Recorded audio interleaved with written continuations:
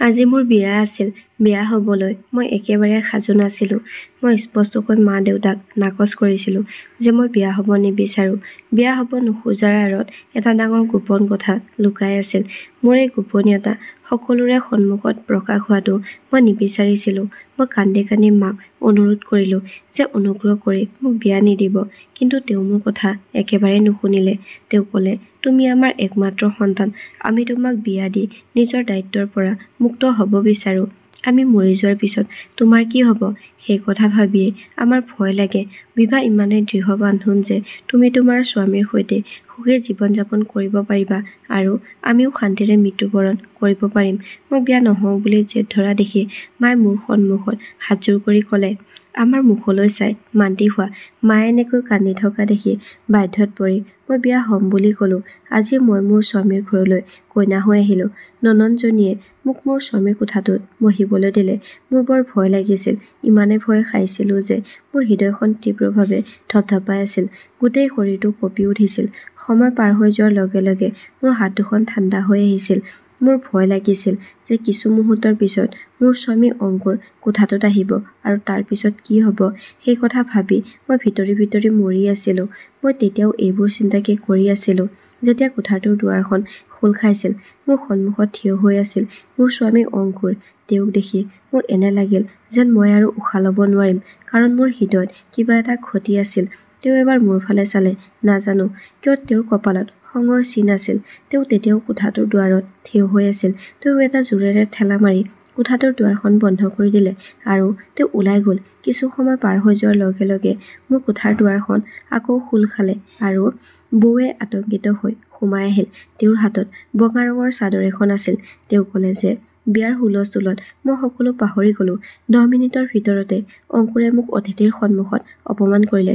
তুমি অলপ উঠি দিয়া, চাদৰখন সলনি কৰি দিওঁ। মই বিচনাৰ পৰা নামি আহিলোঁ। তেওঁ বিচনাত পাৰি থৈ দিয়া চাদৰখন আঁতৰাই চোফাত থৈ বগা চাদৰ এখন পাৰি দিলে। এইখিনি দেখি এনে লাগিল যেন কোনোবাই মোৰ হৃদয়খন হাতুৰিৰে কোবাই আছে। তেওঁ ক'বলৈ ধৰিলে যে বিয়াৰ হেঁচাত মানুহৰ মগজুটো ক'ৰবাত হেৰাই যায়। তেওঁ 2 মিনিটৰ ভিতৰতে বিচনাখনত বগা চাদৰ এখন পাৰি দিছিল। তেওঁ আকৌ ক'লে যে এই বিষয়ত অংকুৰ বৰ কঠোৰ। বিচনা চাদৰখন দেখি সি ঘৰখনৰ হুলস্থুলৰ সৃষ্টি কৰিলে। খঙত হুমুনিয়াহ কাঢ়ি মোৰ ওচৰলৈ আহি ক'লে, বৌ, মই তোমাক বিয়াৰ প্ৰথম ৰাতি মোৰ বিচনাখনত বগা চাদৰ এখন পাৰিবলৈ কৈছিলোঁ আৰু এতিয়া মই কোঠাটোত দেখা পাই ঘূৰি আহিছোঁ যে বিচনাখনত বগা চাদৰ নাই। এতিয়া মই কেনেকৈ গম পাম ছোৱালীজনী প্ৰকৃত নে চৰিত্ৰহীন? বৌৰ পৰা এই কথা শুনি মোৰ গোটেই শৰীৰটো কঁপিবলৈ ধৰিলে। কিছু সময়ৰ পিছত বৌ কোঠাটোৰ পৰা ওলাই গৈছিল, কিন্তু মোৰ হৃদয়খনে যেন ধপধপনি ল'বলৈ পাহৰি গৈছিল তেনে লাগিল। মই বাৰে বাৰে মোৰ হাতৰ আঙুলিকেইটা মুঠি মাৰিছিলোঁ। কি কৰিম কি নকৰিম একো বুজিব পৰা নাছিলোঁ। কিছু সময়ৰ পাছত কোঠাটোৰ দুৱাৰখন খোল খালে আৰু অংকুৰ কোঠাটোত সোমাই আহিল। মই ভয়ে ভয়ে বিচনাত বহিলোঁ। এইবাৰ তাৰ মুখৰ চিন সাধাৰণ আছিল। তেওঁ মোৰ ওচৰলৈ আহিল। মোৰ কাষত বহাৰ লগে লগে মই ভয়ত কঁপিবলৈ ধৰিলোঁ। মোৰ মুখখন অলপ ধৰি ওপৰলৈ তুলি দিলে। মোৰ চকু দুটা স্বয়ংক্ৰিয়ভাৱে তললৈ নামি গ'ল। কিছু সময় তেওঁ মোৰ মুখখন মৰমেৰে চাই থাকিল। তাৰ পিছত তেওঁ ক'লে যে তুমি বৰ ধুনীয়া। মই মোৰ বৌৰ পৰা তোমাৰ সৌন্দৰ্যৰ বিষয়ে যিখিনি কথা শুনিছিলোঁ সেই সকলোবোৰ কথা তোমাৰ সন্মুখত কম। বৌয়ে তোমাৰ সৌন্দৰ্যক বহুত প্ৰশংসা কৰিছিল, কিন্তু তোমালৈ চোৱাৰ পিছত তেওঁ কোৱা সকলো প্ৰশংসা কম আছিল। সেই প্ৰশংসাবোৰতকৈও তুমি বহুত বেছি ধুনীয়া। এইখিনি কৈ তেওঁ পকেটৰ পৰা এটা সৰু বাকচ উলিয়াই ল'লে। হয়তো তেওঁ মোৰ বাবে উপহাৰ লৈ আহিছিল। সেই সময়তো মোৰ হৃদয়খন ধপধপাই আছিল। তেওঁ বাকচটোৰ পৰা চেন এডাল উলিয়াই মোৰ ডিঙিত লগাবলৈ ধৰিলে। চেনডাল পিন্ধাই থাকোঁতে অংকুৰৰ আঙুলিবোৰে মোৰ ডিঙিত দুষ্টামি কৰিবলৈ ধৰিলে। তেওঁৰ চকুৰ অস্থিৰতা এতিয়া বাঢ়ি আহিছিল। তেওঁৰ চকুৰ মাদকতাই মোক পাগল কৰি তুলিছিল। লাহে লাহে সি মোৰ ওচৰলৈ আহিবলৈ ধৰিলে, কিন্তু মই হঠাতে পিছুৱাই আহিলোঁ। মোৰ এই কাৰ্যত তেওঁ হাঁহিবলৈ ধৰিলে আৰু ক'লে, চুমি, আমি দুয়ো বিয়া হৈছোঁ। পতি পত্নীৰ সম্পৰ্ক এনেকুৱাই। আমাৰ মাজত এতিয়া কোনো বাধা নাই। এই কথা কৈ অংকুৰে মোৰ হাতখনত ধৰিলে, যিখন হাত বৰ ঠাণ্ডা হৈ আহিছিল। হয়তো সি লাহে লাহে মোক বিশ্বাসত ল'বলৈ চেষ্টা কৰিছিল, কিন্তু মই সম্পূৰ্ণ কঁপি উঠিছিলোঁ। তেতিয়া অংকুৰে মোক পতিয়ন নিয়াবলৈ ধৰিলে। তেওঁ ক'লে, চুমি, আমাৰ মাজত যি হৈ আছে সেয়া প্ৰকৃত। এনে সময়ত ছোৱালীবোৰ প্ৰায়ে ভয় খায়, কিন্তু বিশ্বাস কৰা, মই তোমাক কোনো অসুবিধা নিদিওঁ। মই তোমাৰ স্বামী। হয়তো মই কঁপি কঁপি নাৰ্ভাছ হৈ থকাৰ বাবে তেওঁ মোক সান্তনা দিবলৈ চেষ্টা কৰিছিল। কিন্তু মোৰ কঁপনিয়ানো নাৰ্ভাছ হোৱাৰ কাৰণটো আছিল বেলেগ। মই ঘৰৰ পৰা ওলোৱাৰ আগতে 4টা টোপনিৰ বড়ি খাইছিলোঁ। সেইবাবে মোৰ লাহে লাহে টোপনি আহিবলৈ ধৰিলে। মই টোপনিৰ গভীৰ উপত্যকা এটাত সোমাই গৈ আছিলোঁ। মাত্ৰ মনত আছিল যে অংকুৰে মোক জোকাৰি জোকাৰি কৈছিল, চুমি তোমাৰ কি হ'ল? তাৰপিছত মোৰ মনটো সম্পূৰ্ণ আন্ধাৰত সোমাই গ'ল। যেতিয়া মই চেতনা লাভ কৰিলোঁ তেতিয়া মই চেলাইন লৈ আছিলোঁ আৰু মই মোৰ কোঠাত পৰি আছিলোঁ। বৌয়ে মোৰ ওচৰত বহি আছিল। ননদে মোৰ বিচনাৰ ওচৰত থিয় হৈ মোৰ চকুলৈ ফুৱাই আছিল আৰু অংকুৰে কোঠাটোত ঘূৰি ফুৰিছিল। এই সকলোবোৰ দেখি মই উঠি বহিবলৈ ধৰিলোঁ। তেতিয়া ননদে ক'লে, শুই থাকা বৌ। ডাক্তৰজনো কোঠাটোত উপস্থিত আছিল। যেতিয়া মই চেতনা ঘূৰাই পালোঁ তেতিয়া ডাক্তৰে ক'লে যে চেলাইন শেষ হোৱাৰ লগে লগে এইটো আঁতৰাই দিব। তাৰপিছত তেওঁ কিছুমান ঔষধ লিখি দিলে আৰু ক'লে এই ঔষধবোৰ নিয়মিতভাৱে ব্যৱহাৰ কৰিব। অলপ পিছতে ডাক্তৰজন কোঠাটোৰ পৰা ওলাই গ'ল। মোৰ ননদে ক'লে, মই তোমাৰ বাবে গাখীৰ এগিলাচ লৈ আহোঁ। এই বুলি কৈ তাইও কোঠাৰ পৰা ওলাই গ'ল। বৌ তাইৰ পিছে পিছে ওলাই গ'ল। মই অংকুৰৰ ফালে চালোঁ। তেওঁৰ মুখখন খঙত ৰঙা হৈ পৰিছিল আৰু সি খঙেৰে কোঠাটোত খোজ কাঢ়ি আছিল। ঘড়ীটোলৈ চালোঁ। ৰাতিপুৱা 6 বাজিবলৈ ওলাইছিল। মই তেতিয়াও মোৰ কইনাৰ সাজ-পোছাক পিন্ধি আছিলোঁ। কিন্তু তেওঁ কাপোৰ সলনি কৰিছিল। মোৰ ওচৰলৈ আহি খঙেৰে মোৰ ফালে চাই ক'বলৈ ধৰিলে, এইবোৰ কিহৰ নাটক আছিল? তুমি যোৱা নিশা টোপনিৰ বড়ি খাইছিলা নেকি? মই কোনো উত্তৰ নিদিলোঁ। তেওঁ ক'বলৈ ধৰিলে, চুমি আৰ ইউ মেড? তুমি পাগল হ'লা? তোমাৰ মগজুটো ঠিকে আছেনে? মই ক'লোঁ, মোৰ কোনো ৰাস্তা নাছিল। প্লিজ মোক ক্ষমা কৰিব কাৰণ মই বহুত ভয় খাইছিলোঁ। মোৰ কথা শুনাৰ পিছত তেওঁ মোৰ ফালে চাই থাকিল আৰু তাৰ পিছত ক'লে, ইয়াৰ সমাধান এইটোৱেই হ'ল যে তুমি গোটেই ৰাতি আমাক সকলোকে অশান্তি দিলা। কোনো ছোৱালীয়ে টোপনিৰ বড়ি খাই বিয়াৰ নিশা নাহে। প্ৰতিজনী ছোৱালীয়ে বিয়াৰ নিশা কিছু অস্থিৰতা লাভ কৰে কাৰণ তাই নতুন সম্পৰ্কত প্ৰৱেশ কৰিবলৈ যায় আৰু স্বামীৰ সৈতে তাইৰ বান্ধোন বহুত গভীৰ হয়। মোৰ চেলাইন শেষ হৈ গৈছিল। অংকুৰে মোৰ চেলাইনটো আঁতৰাই মোক মৰমেৰে পতিয়ন নিয়াবলৈ ধৰিলে। তেওঁ ক'লে যে যোৱা ৰাতিৰ বাবে মই মোৰ চকুত বহুত সপোন দেখিছিলোঁ। কিন্তু মই অনুভৱ কৰোঁ যে তোমাক মই কিছু সময় দিব লাগে যাতে তুমি এই সম্পৰ্কৰ বাবে মানসিকভাৱে সাজু হৈ উঠা। কাৰণ মই যোৱা নিশাৰ কাৰ্যটো আকৌ পুনৰাবৃত্তি কৰিব নিবিচাৰোঁ। এই কথা শুনি মই কিছু সময়ৰ বাবে শান্ত হৈ পৰিলোঁ। মই বিচাৰিছিলোঁ যে তেওঁ যাতে মোৰ ওচৰলৈ নাহে আৰু মই কোনো সম্পৰ্ক গঢ়ি তুলিব নালাগে। কাৰণ ইয়াৰ আঁৰত এটা ডাঙৰ কাৰণ আছিল। কিন্তু কিমান দিনলৈ এইটো সম্ভৱ আছিল? তেওঁ মোক 4 দিন, এসপ্তাহ বা এমাহ সময় দিলেহেঁতেন। তাৰপিছত তেওঁৰ চকুৰ অস্থিৰতা দেখি মই বুজিব পৰা নাছিলোঁ যে মই তেওঁৰ আৱেগবোৰক কেনেকৈ ধৰি ৰাখিম। তেওঁ মোৰ মুখখনলৈ বৰ মৰমেৰে চাই আছিল। তেওঁৰ চাৱনি দেখি মই বিচলিত হৈ পৰিলোঁ। মোৰ হৃদয়ত কোনো উৎসাহ নাছিল। মোৰ বিয়াখন মোৰ ইচ্ছামতে হোৱা নাছিল। মই জোৰ-জবৰদস্তি এটা বান্ধোনত বান্ধ খাই আছিলোঁ। কিন্তু যিয়েই নহওক মোৰ সকলো ভয় সেই বিচনা চাদৰখনৰ পৰাই আহিছিল যিয়ে মোৰ বাবে মৃত্যুৰ বাৰ্তা আনিছিল। যদি ৰাতি মই টোপনিৰ যোৱা ঔষধ নোখোৱা হ'লে কি হ'লহেঁতেন? অংকুৰে ক'বলৈ ধৰিলে, কিমান ধুনীয়া আৰু মৰমীয়াল তুমি। তোমাক দেখি মোৰ হৃদয়খন আনন্দৰে ভৰি পৰে। হৃদয়ে মোক অসৎ হ'বলৈ উচটনি দিয়ে। কিন্তু মই তোমাৰ যত্ন ল'ব লাগিব কাৰণ সেয়া মোৰ দায়িত্ব। এই বুলি কৈ তেওঁ কোঠাটোৰ পৰা গুচি গ'ল। কিছু সময়ৰ পাছত ননদে মোৰ বাবে গাখীৰ এগিলাচ আনি দিলে। গাখীৰ খুৱাই দিয়াৰ পিছত তাই মোক শুবলৈ ক'লে। মই আকৌ শুই পৰিলোঁ। শহুৰৰ ঘৰত মানুহ বেছি নাছিল। তেওঁৰ এজনী ভনীয়েক আছিল। তাইৰো বিয়া হৈছিল। এজন দাদা আছিল যিয়ে নেকি নিজাকৈ সুকীয়া ঘৰত বসতি স্থাপন কৰিছিল। এই ঘৰলৈ আহিছিল কেৱল বিয়াৰ বাবে। বৌ আৰু ননদে মোৰ লগত বহুত ভাল আচৰণ কৰিছিল। অংকুৰে মোক 2-3 দিন একো কোৱা নাছিল। মাথো আমাৰ সম্পৰ্কৰ কথা কৈয়ে থাকিল যে স্বামী-স্ত্ৰীৰ সম্পৰ্ক এনেকুৱাই। এই 3 দিনতে মই গম পাইছিলোঁ যে তেওঁ কেতিয়াও ব্যৱহাৰ হোৱা বস্তু ব্যৱহাৰ কৰা নাছিল। আগতে তেওঁ কৈছিল যে তেওঁ আন কোনোবাই ব্যৱহাৰ কৰা বস্তুবোৰ ঘৃণা কৰে। এবাৰ ভাত খোৱাৰ সময়ত দাদাই অংকুৰৰ গিলাচৰ পৰা পানী খালে আৰু সেই গিলাচটো অংকুৰৰ সন্মুখত ৰাখিলে। কিন্তু মই দেখিলোঁ যে অংকুৰে আন এটা গিলাচ তুলি লৈ তাৰ পৰা পানী খালে। আনকি এবাৰ মই তেওঁৰ টাৱেলখন ব্যৱহাৰ কৰিলোঁ আৰু তেওঁ মোৰ ওপৰত খং উঠিল। তেওঁ ক'বলৈ ধৰিলে যে কোনোবাই মোৰ বস্তুবোৰ ব্যৱহাৰ কৰিলে মোৰ বৰ খং উঠে। ব্যৱহাৰ হোৱা বস্তুবোৰ মোৰ একেবাৰে ভাল নালাগে। তেওঁ ক'লে, চুমি, প্লিজ মোৰ বস্তুবোৰ ব্যৱহাৰ নকৰিবা, মোৰ বৰ খং উঠি যায়। সময়ৰ লগে লগে মোৰ হৃদয়খন যেন ৰৈ গৈছে, কাৰণ মই লগত লৈ অহা বাস্তৱতা ইমানেই ভয়ংকৰ আছিল যে কোনো পুৰুষে এইটো সহ্য কৰিব নোৱাৰে। আৰু অংকুৰৰ যি ধৰণৰ অভ্যাস আছিল সেই কথা ভাবি মোৰ হৃদয় কঁপিবলৈ আৰম্ভ কৰে। তেওঁ যেতিয়া আকৌ মোৰ পৰা আমাৰ সম্পৰ্কৰ নিজৰ অধিকাৰ দাবী কৰিব, তেতিয়া মই সেই সময়ত কি কৰিম? মোৰ বিয়া হোৱা 10 দিন পাৰ হৈ গ'ল। মই ঘৰৰ সকলো কাম কৰিবলৈ ধৰিলোঁ। ভাত বনাওঁ, ঘৰ চাফা কৰোঁ, কাপোৰ ধুই দিওঁ। এতিয়া বৌও আমাৰ ঘৰলৈ আহি নাথাকে। অংকুৰ অফিচৰ পৰা উভতি অহাৰ পিছত ভাত খাই থাকোঁতে মোৰ ফালে চাই আছিল। ভাত খাই উঠি মই বাচন বৰ্তন ধুবলৈ পাকঘৰলৈ গ'লোঁ। তেতিয়া তেওঁ মোৰ পিছে পিছে গ'ল। তেওঁ ক'বলৈ ধৰিলে যে তুমি বৰ নিষ্ঠুৰ, 10 দিন পাৰ হৈ গ'ল, কিন্তু তুমি মোক একেবাৰে গুৰুত্ব নিদিয়া। তোমাৰ অবিহনে মই কেনেকৈ আছোঁ, অকণো চিন্তা নকৰা। তেওঁ মোৰ ওচৰলৈ আহিল। মোৰ হাতৰ পৰা বাচন বৰ্তনবোৰ লৈ চিংকত থৈ ক'লে যে এইবোৰ কাম এৰা, মোৰ লগত ৰুমলৈ আহা। মোৰ হাতত ধৰি তেওঁ মোক ৰুমলৈ লৈ যাবলৈ ধৰিলে। তাৰপিছত তেওঁ ৰুমৰ দুৱাৰখন বন্ধ কৰি দিলে আৰু মই কঁপি উঠিলোঁ। মোৰ হৃদয়খন বেয়াকৈ ধপধপাই আছিল। মোৰ শ্বাস ৰুদ্ধ হৈ পৰিছিল। ভয়তে মোৰ অৱস্থা বেয়া হৈ আহিছিল। মোৰ ভয়টো দেখি তেওঁ মোক বিচনাত বহিবলৈ দিলে আৰু ক'লে যে তোমাৰ প্ৰব্লেম কি আছে? তুমি যি কৰি আছা কোনো ছোৱালীয়ে সেইটো নকৰে। তুমি ভালেই আছা। তুমি বৰ সন্মুখতো ভালকৈ কথা পাতা। তুমি ঘৰৰ কামো ভালকৈ কৰি আছা। তুমি সকলো কৰি থাকা, কিন্তু তুমি মোক অনুভৱ নকৰা। যেতিয়াই মই তোমাৰ ওচৰলৈ আহিবলৈ চেষ্টা কৰোঁ, তেতিয়াই তুমি বেয়াকৈ কঁপিবলৈ আৰম্ভ কৰা। এইটো কিমান দিনলৈ চলি থাকিব? মই ক'লোঁ, মোৰ বহুত ভয় লাগে। তেওঁ ক'লে, মই আছোঁ নহয়, তোমাৰ সকলো ভয় নোহোৱা কৰি দিম। মই তোমাক কোনো দুখ অনুভৱ কৰিবলৈ নিদিওঁ। এইদৰে কৈ সি মোৰ গালত পৰি থকা চুলিবোৰ আঙুলিৰে পিছলৈ ঠেলি দিলে। তাৰপিছত লাহে লাহে সি মোৰ মুখখন হাতেৰে চুবলৈ ধৰিলে। মই লগে লগে তাৰ হাতখন পিছলৈ ঠেলিবলৈ চেষ্টা কৰিলোঁ, কিন্তু এইবাৰ সি মোৰ হাতখন তাৰ আনখন হাতেৰে ৰখাই ক'লে, আজি নহয়, আজি তুমি মোক বাধা নিদিবা। আজি মই জোৰ জবৰদস্তি কৰিব লগা হ'লেও পিছুৱাই নাযাওঁ। তুমি মোক যথেষ্ট অত্যাচাৰ কৰিছা।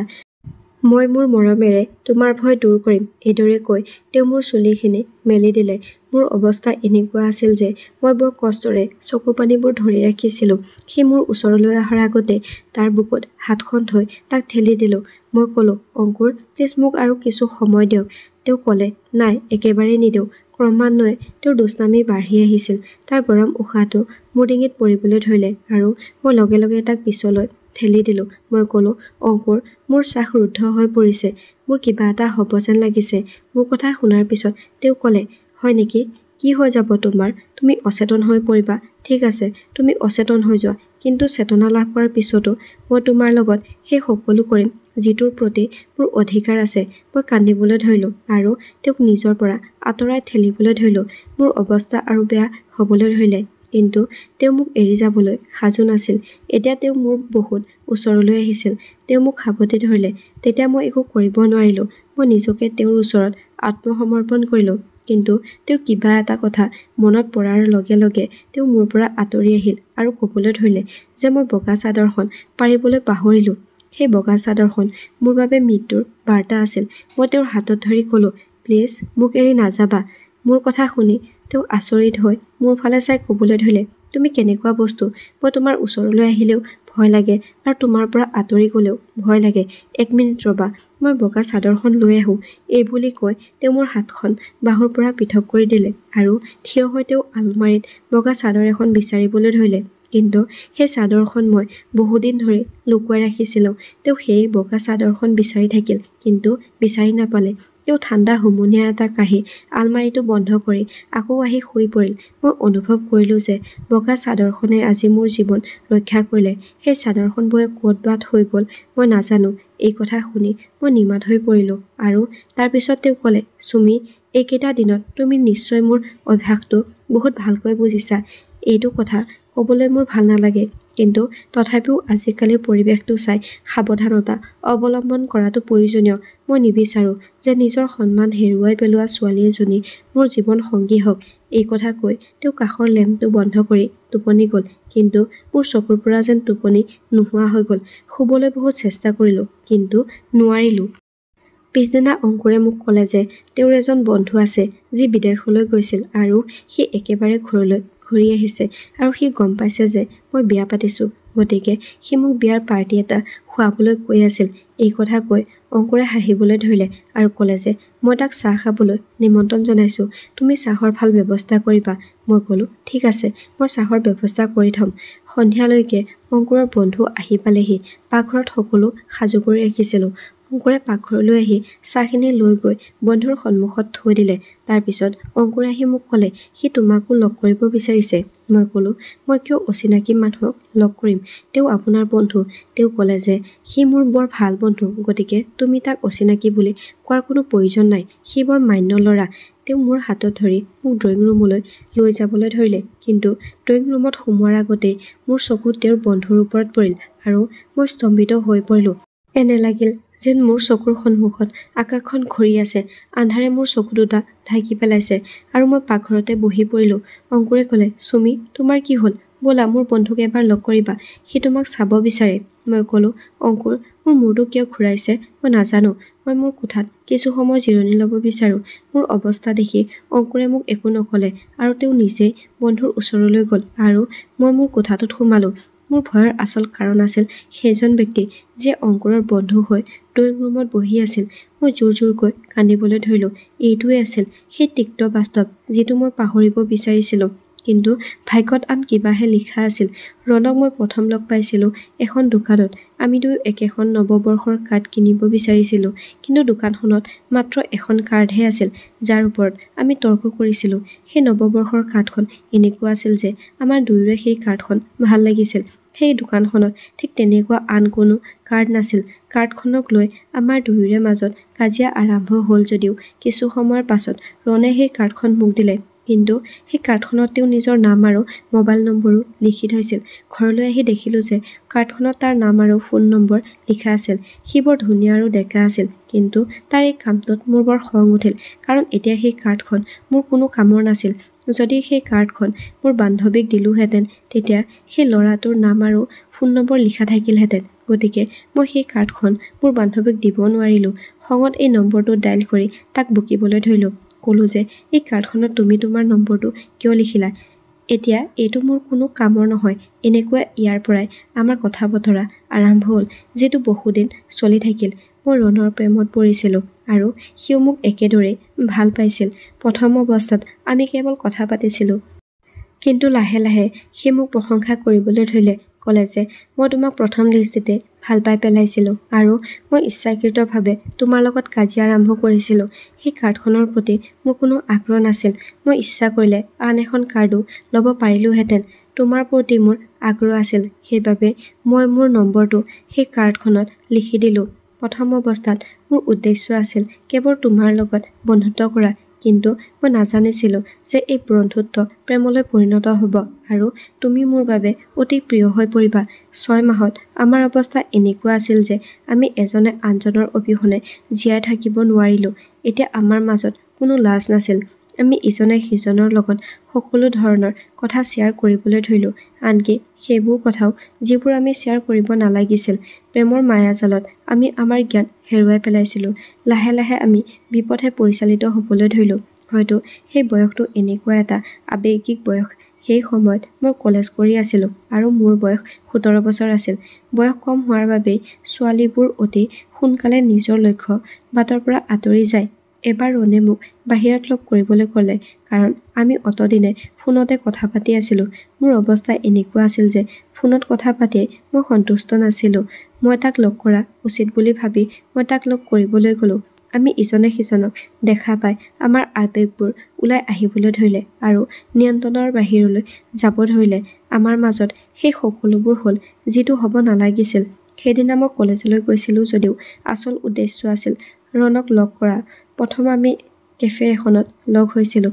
ইজনে সিজনক দেখা পাই আমি সন্তুষ্ট হোৱা নাছিলোঁ। আমি ইজনে সিজনক আৰু বেছি কাষত বিচাৰিছিলোঁ। আমি ওচৰ চাপিব বিচাৰিছিলোঁ।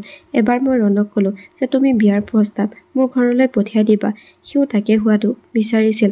তাৰপিছত সি মোক তাৰে বন্ধু এজনৰ ফ্লেটলৈ লৈ গ'ল। ফ্লেটটোত অকলে থাকি অলপ নাৰ্ভাছ অনুভৱ কৰিছিলোঁ, কিন্তু লাহে লাহে মোৰ নাৰ্ভাছ কমিবলৈ ধৰিলে।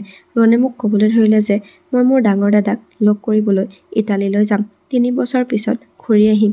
তাৰপিছত তোমাৰ ঘৰলৈ মোৰ বিয়াৰ প্ৰস্তাৱ পঠিয়াম। এই 3 বছৰত মই ভালদৰে জীৱনটো গঢ়ি ল'ম আৰু তেতিয়া তোমাৰ পৰিয়ালে মোৰ বিয়াৰ প্ৰস্তাৱত আপত্তি নকৰিব। ৰণৰ কথা শুনি মোৰ চকুৰ পৰা চকুলো বৈ আহিবলৈ ধৰিলে। মই ক'লো, 3 বছৰ তোমাৰ অবিহনে মই কেনেকৈ কটাম? তোমাৰ অবিহনে মই মৰি যাম। মই কান্দি কান্দি কেতিয়া তাৰ ওচৰলৈ আহিছিলোঁ গম পোৱা নাছিলোঁ। মই তাৰ কান্ধত মূৰটো থৈ কান্দিবলৈ ধৰিলোঁ। ৰণৰ জীৱনত মোৰ বাদে আন কোনো ছোৱালী ইমান ওচৰলৈ অহা নাছিল আৰু মোৰ জীৱনতো কোনো ল'ৰা অহা নাছিল। সি মোক সান্তনা দিবলৈ ধৰিলে আৰু ক'লে, চিন্তা নকৰিবা, মোৰ বৰ্তমান কোনো চাকৰি নাই আৰু তোমাৰ মা-দেউতাও মোক চাকৰি নোহোৱাকৈ তোমাক মোলৈ বিয়া নিদিব। মই তাক সাবটি ধৰি কান্দি থাকিলোঁ। সিও মোক লাহেকৈ সাবটি ধৰিলে আৰু ক'লে, মই তোমাৰ অবিহনে তাত কেনেকৈ থাকিম? তুমি মোক এটা স্মৰণীয় মুহূৰ্ত দিয়া, যাতে মই যেতিয়াই নিৰাশ হ'ম তেতিয়াই তোমাক মনত পেলাই ল'ম। এই সুন্দৰ মুহূৰ্তবোৰ মনত পেলাই মোৰ হৃদয়খনে শান্তি অনুভৱ কৰিব। তাৰ এই কথা শুনি মই হঠাতে পিছুৱাই গ'লো। মই মানা কৰিলোঁ, কিন্তু তাৰ মৰমৰ সন্মুখত মই অসহায় হৈ পৰিলোঁ আৰু তাক বেছি মানা কৰিব নোৱাৰিলোঁ। লাহে লাহে আমি বহুত ঘনিষ্ঠ হৈ পৰিলোঁ আৰু মই নিজেও গম পোৱা নাছিলোঁ যে সেই পলটো মোৰ বাবে আজীৱন ৰোগ হৈ পৰিব। আৱেগৰ ধুমুহা ঠাণ্ডা হোৱালৈকে মই মোৰ সকলো হেৰুৱাই পেলাইছিলোঁ। মই মাত্ৰ কান্দি আছিলোঁ। চাৰ্ট পিন্ধি থাকোঁতে ৰনে ক'লে, মই কেতিয়াও তোমাক বিশ্বাসঘাতকতা নকৰোঁ। মই ক'লো, ৰন, মোৰ ভয় লাগিছে। দেৰি হ'লে কি কৰিম? সি ক'লে, তোমাৰ একো নহয়। এতিয়া তুমি মাত্ৰ কলেজ পঢ়িছা। পঢ়া-শুনা শেষ হোৱাৰ সময়লৈকে মই উভতি আহিম, হয়তো তাৰ আগতেই আহিম। তুমি মাত্ৰ বিয়া নহ'বা, মোৰ বাবে অপেক্ষা কৰিবা। এই বুলি কৈ সি গুচি গ'ল, কিন্তু সি উভতি অহা নাছিল। প্ৰথমতে সি মোৰ লগত কথা পাতিছিল, কিন্তু তাৰ পিছত তাৰ ফোনবোৰ অহা বন্ধ হৈ গ'ল। তাৰ ফোনটো বন্ধ হ'বলৈ ধৰিলে। বহুত চেষ্টা কৰিও তাৰ লগত যোগাযোগ কৰিব নোৱাৰিলোঁ। মই 4 বছৰ তালৈ অপেক্ষা কৰিলোঁ, কিন্তু সি নাহিল। মোৰ বয়স 21 বছৰ হ'ল আৰু মোৰ বিয়াৰ প্ৰস্তাৱ আহিবলৈ ধৰিলে। মা-দেউতাক ল'ৰাকেইটাৰ অজুহাত দেখুৱাই দেখুৱাই মই বিয়া হ'বলৈ মান্তি হোৱা নাছিলোঁ, কিন্তু অংকুৰৰ প্ৰস্তাৱটোত এনে কোনো অভাৱ নাছিল যে মই নাকচ কৰিব পাৰোঁ। তেওঁ আছিল এজন ধুনীয়া সুদৰ্শন ল'ৰা, তেওঁৰ কোনো অভাৱ নাছিল। তেনে ক্ষেত্ৰত মই কেনেকৈ নাকচ কৰিম? মোৰ মা-দেউতাই মোক তেওঁৰ লগত বিয়া কৰাই দিলে আৰু মই তেওঁৰ পত্নী হৈ তেওঁৰ ঘৰলৈ আহিলোঁ। কিন্তু বিয়া শেষ হোৱাৰ লগে লগে প্ৰথম ৰাতি তেওঁ বিচনাখনত বগা চাদৰ এখন পাৰিছিল। এইবোৰ দেখি মোক এটা অদ্ভুত নাৰ্ভাছে আগুৰি ধৰিছিল, কাৰণ তেতিয়া তেওঁ গম পালেহেঁতেন যে মই পবিত্ৰ নহয়। আৰু এতিয়া ৰণ আহি মোৰ ঘৰত বহি আছিল। সি এতিয়া কিয় আহিছিল? সি যোৱা 4 বছৰে এবাৰো অহা নাছিল। তেনেহ'লে এতিয়া কিয় সি মোৰ জীৱনটো ধ্বংস কৰিবলৈ আহিছিল? মই ইতিমধ্যে মোৰ জীৱনটো বৰ কষ্টৰে জীয়াই আছিলোঁ। মোৰ স্বামীয়ে মোক বগা চাদৰ নোহোৱাকৈ গ্ৰহণ কৰিবলৈ সাজু নাছিল। তেওঁ মোৰ পবিত্ৰতাৰ প্ৰমাণ বিচাৰিছিল, যিটো মই হেৰুৱাই পেলাইছিলোঁ। সন্ধিয়া গুচি ৰাতিলৈ পৰিণত হৈছিল আৰু যেতিয়া অংকুৰে কোঠাটোত সোমাই আহিছিল, মোক কান্দি থকা দেখি তেওঁ সুধিবলৈ ধৰিলে। মই ক'লো, মোৰ মূৰত বহুত বিষ হৈছে। তেওঁ ক'লে, ব'লা, মই তোমাক ডক্টৰৰ ওচৰলৈ লৈ যাম। কিন্তু মই নাকচ কৰিলোঁ। মই ক'লো, মই টেবলেট এটা খালোঁ, কিছু সময়ৰ পিছত ভাল হৈ যাব। তেওঁ ক'লে, ৰণ মোৰ বৰ ঘনিষ্ঠ বন্ধু। মই বিচাৰিছিলোঁ যে তুমিও আমাৰ লগত বহি কথা পাতা। তেওঁ আকৌ ক'লে, চুমি, জানানে, মোৰ বন্ধু ৰণৰ লগত বহুত বেয়া হ'ল। মই তেওঁক সুধিলোঁ, কি হ'ল তাৰ লগত? তেওঁ ক'লে, সি এজনী ছোৱালীৰ প্ৰেমত পৰিছিল, কিন্তু সেই ছোৱালীজনীয়ে তাক বিশ্বাসঘাতকতা কৰিছিল। আনকি সি সেই ছোৱালীজনীৰ স্বাৰ্থত বিদেশলৈও গৈছিল, যাতে সি নিজকে প্ৰতিষ্ঠিত কৰি সেই ছোৱালীজনীক বিয়া কৰাব পাৰে। কিন্তু সেই ছোৱালীজনীয়ে তাক বিশ্বাসঘাতকতা কৰিলে। সি য'ত কাম কৰিছিল তাত এটা এক্সিডেণ্ট হ'ল আৰু তাৰ এখন ভৰি কাটা গ'ল। এতিয়া সি লাঠিৰ সহায়ত খোজ কাঢ়ে।